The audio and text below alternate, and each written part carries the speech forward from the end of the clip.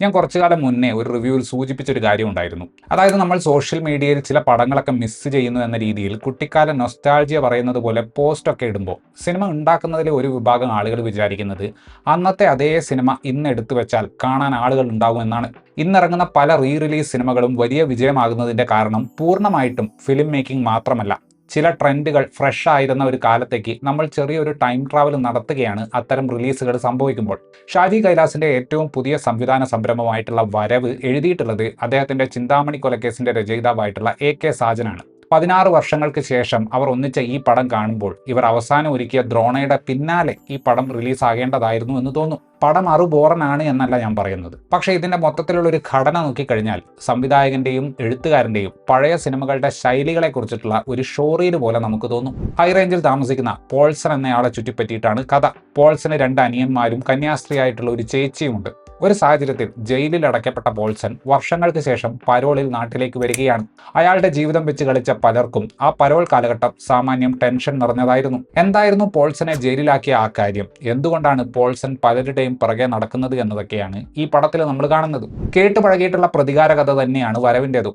അത് ആ പടത്തിന്റെ ട്രെയിലർ കാണുന്ന ആർക്കും എളുപ്പത്തിൽ ഊഹിക്കാനും പറ്റും. അതായത് വില്ലനും കൂട്ടരും കുടുംബത്ത് കയറി പണിഞ്ഞു, നായകൻ അതിന് മറുപണി കൊടുക്കുന്നു. എന്നാൽ കാര്യങ്ങൾ ഇൻട്രസ്റ്റിംഗ് ആക്കാവുന്ന ഒരു കച്ചവട എലമെന്റ് ഈ ഒരു ഐഡിയക്കകത്തുണ്ട്.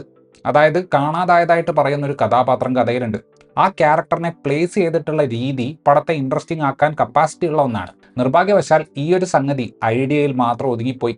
പൂർണ്ണമായിട്ടുള്ള തിരക്കഥയിലേക്ക് വരുമ്പോൾ ഈ ഒരു സംഗതിയെ ഫലപ്രദമായിട്ട് ഉപയോഗിച്ചുകൊണ്ട് കഥ പറയാൻ AK സാജന് സാധിക്കുന്നില്ല. അതുകൊണ്ട് തന്നെ സീന് തുടങ്ങുമ്പോൾ തന്നെ അത് എവിടെയാണ് അവസാനിക്കാൻ പോകുന്നത് എന്ന് നമുക്ക് പറയാൻ പറ്റുന്ന ടൈപ്പ് കുറേ സീക്വൻസുകൾ നമ്മൾ ചുമ്മാ കണ്ടു തീർക്കുക എന്ന ലെവലിലേക്ക് ഈ സിനിമ പോവുകയാണ്. പടത്തിന്റെ ട്രെയിലർ കട്ട് ഗംഭീരമാണ് എന്ന് പറയാതെ വയ്യ.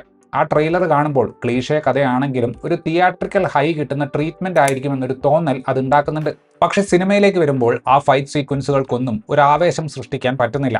ഇതിന്റെ ട്രെയിലറിൽ കാണിച്ചിട്ടുള്ള ബസ്സിനകത്തുള്ള ഫൈറ്റാണ് സിനിമ തുടങ്ങുമ്പോൾ ലിറ്ററലി നമ്മൾ ആദ്യം കാണുന്ന സീൻ. നായകനെ ഇൻട്രൊഡ്യൂസ് ചെയ്യുന്ന ഈ ഒരു സീനിന് വിചാരിച്ച പോലത്തെ ഒരു ആവേശം ഉണ്ടായിരുന്നില്ല. കട്ടുകൾ പലതും കുറച്ചുകൂടി ഷാർപ്പ് ആക്കാമായിരുന്നു എന്ന് തോന്നി. സ്റ്റൈലിഷ് ആയിട്ടുള്ള ഷോർട്ട് ഡിവിഷൻ നടത്തുന്നതിൽ ഷാജി കൈലാസിന് തന്റേതായിട്ടുള്ള ഒരു കഴിവുള്ളതാണ്. അത് അദ്ദേഹം ഇവിടെയും ചില സ്ഥലങ്ങളിൽ പ്രകടിപ്പിക്കാൻ ശ്രമിക്കുന്നുണ്ട്.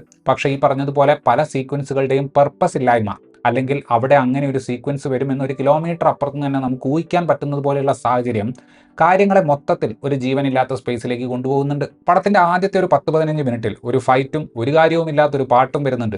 ഇതെല്ലാം കഴിഞ്ഞിട്ട് ഏതോ ഒരു ഗുണ്ട പറയുന്ന ഡയലോഗിലൂടെയാണ് ആദ്യമായിട്ട് നമ്മൾ എന്തെങ്കിലും ഒരു ഡയലോഗ് ഈ പടത്തിൽ കേൾക്കുന്നത്.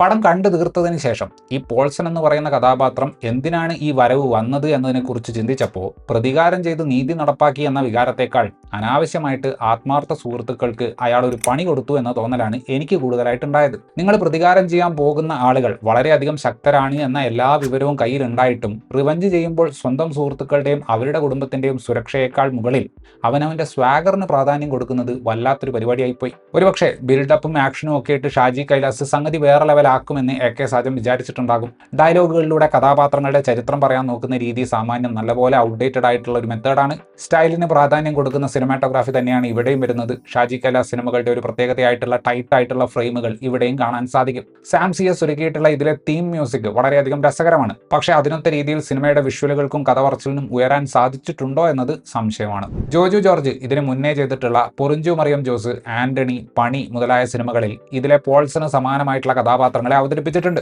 കുറച്ചുകൂടി ഫിസിക്കലി ഡിമാൻഡിംഗ് ആയിട്ടുള്ള കഥാപാത്രങ്ങളാണ് പോൾസൺ അടക്കം ഞാൻ പറഞ്ഞ മറ്റ് ക്യാരക്ടറുകൾ.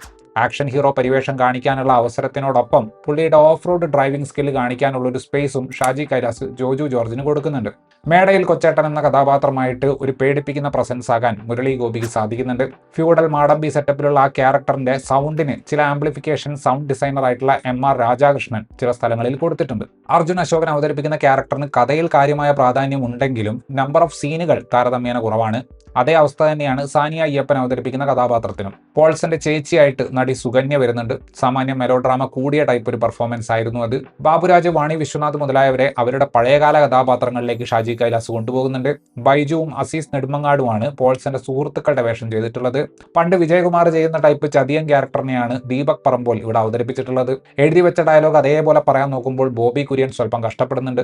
പാർക്കോയിലെ ഡിലീറ്റഡ് സീന് പോലത്തെ ഒരു റോളാണ് അഭിമന്യു S. തിലകന് ഈ പടത്തിൽ ലഭിച്ചിട്ടുള്ളത്. കറുപ്പ് ഡ്രസ്സും കറുപ്പ് SUV കൊണ്ട് ഇവിടെയും പുള്ളി ആളുകളെ കൊല്ലാൻ കറങ്ങി നടക്കുന്നുണ്ട്. കവലയിൽ അടി നടക്കുമ്പോൾ പൊട്ടിത്തകരാൻ വേണ്ടിയിട്ട് സെറ്റ് ഇട്ടിട്ടുള്ള ചായക്കട മലയാള സിനിമയിൽ നിന്ന് അന്യം നിന്ന് പോകുന്നു, അത് തിരിച്ചുകൊണ്ടുവരണം എന്ന് അതിയായ ആഗ്രഹമുള്ള ഒരു പ്രേക്ഷകനാണ് നിങ്ങളെങ്കിൽ വരവ് തീർച്ചയായും നിങ്ങൾ കാത്തിരുന്ന ആ നൊസ്റ്റാൾജിയയുടെ ഡോസാണ്. അതല്ല, തട്ടുപൊളിപ്പൻ എന്റർടൈൻമെന്റ് പുതിയൊരു വിഷ്വൽ ട്രീറ്റ്മെന്റിലൂടെ നമ്മൾ കുറച്ചു കാലങ്ങളായിട്ട് റീഇൻവെന്റ് ചെയ്തെടുത്തിട്ടുള്ള കാര്യങ്ങളെയൊക്കെ പരിഗണിച്ചുകൊണ്ട് ഉണ്ടാക്കിയിട്ടുള്ള ഒരു സിനിമ കാണണമെന്നാണ് നിങ്ങൾ ആഗ്രഹിക്കുന്നതെങ്കിൽ ഈ പടം നിങ്ങളെ തീർച്ചയായും നിരാശപ്പെടുത്തും. ജോജു ജോർജിന്റെ സിനിമാ യാത്ര നോക്കുമ്പോൾ ഒരു ഷാജി കൈലാസ് നായകനാവുക എന്ന് പറയുന്നത് തീർച്ചയായിട്ടും അദ്ദേഹത്തിന്റെ ബക്കറ്റ് ലിസ്റ്റിൽ ഉണ്ടാകാൻ സാധ്യതയുള്ള ഒരു സംഗതിയാണ്. ഈ ഒരു പടം കൊണ്ട് അദ്ദേഹത്തിന്റെ ആ ആഗ്രഹം നടന്നു എന്നത് മാത്രമേ ഒരു അച്ചീവ്മെന്റ് ആയിട്ട് കരുതാൻ പറ്റുകയുള്ളൂ. ഇത്രയുമായിരുന്നു ഈ സിനിമയെക്കുറിച്ചുള്ള എൻ്റെ റിവ്യൂ. വീഡിയോ ഇഷ്ടപ്പെട്ടാൽ ലൈക്ക് ചെയ്യുമെന്നും കൂടുതൽ വീഡിയോകൾക്ക് വേണ്ടി ചാനൽ സബ്സ്ക്രൈബ് ചെയ്യുമെന്നും പ്രതീക്ഷിക്കുന്നു. താങ്ക്